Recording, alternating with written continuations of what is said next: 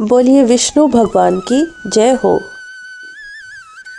धर्मराज युधिष्ठिर बोले, हे जनार्दन, फागुन मास के कृष्ण पक्ष की एकादशी का क्या नाम है तथा उसकी विधि क्या है? कृपा करके आप मुझे बताएं।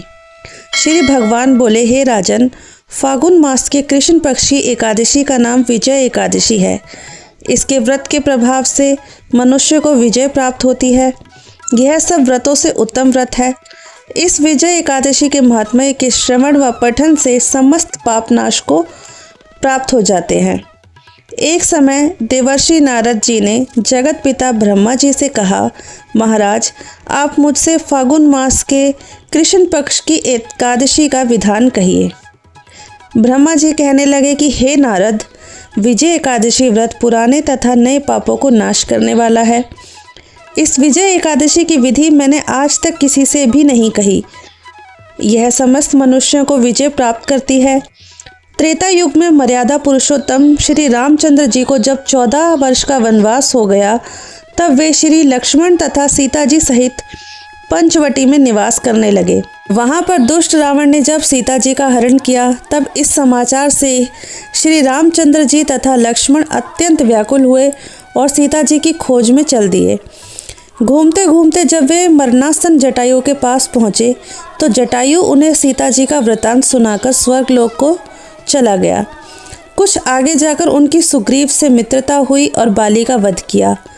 हनुमान जी ने लंका में जाकर सीता जी का पता लगाया और उनसे श्री रामचंद्र जी और सुग्रीव की मित्रता का वर्णन किया। वहाँ से लौटकर हनुमान जी ने भगवान राम के पास आकर सब समाचार कहे। श्री रामचंद्र जी ने वानर सेना सहित सुग्रीव की संपत्ति से लंका को प्रस्थान किया।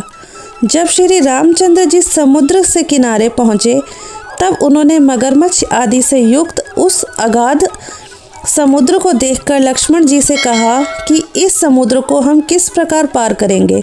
तब लक्ष्मण जी ने कहा, हे पुराण पुरुषोत्तम, आप आदि पुरुष हैं और सब कुछ जानते हैं।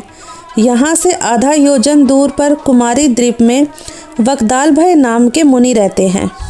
उन्होंने अनेक ब्रह्मा देखे हैं। आप उनके पास जाकर इसका उपाय पूछिए। लक्ष्मण जी के इस प्रकार के वचन सुनकर श्री रामचंद्र जी वकदालभय ऋषि के पास गए और उनको प्रणाम करके बैठ गए।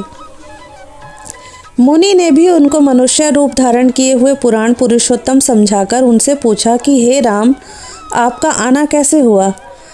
रामचंद्र जी कहने लगे कि हे ऋषि, मैं अपनी सेना सहित यहाँ आया हूँ और राक्षसों को जीतने के लिए लंका जा रहा हूँ। आप कृपा करके समुद्र पार करने का कोई उपाय बतलाएं।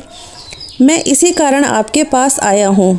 वकदालभय ऋषि बोले कि राम, फागुन मास के कृष्ण पक्ष की एकादशी का उत्तम व्रत करने से निश्चय ही आपको विजय की प्राप्ति होगी। साथ ही आप समुद्र भी अवश्य पार कर लेंगे।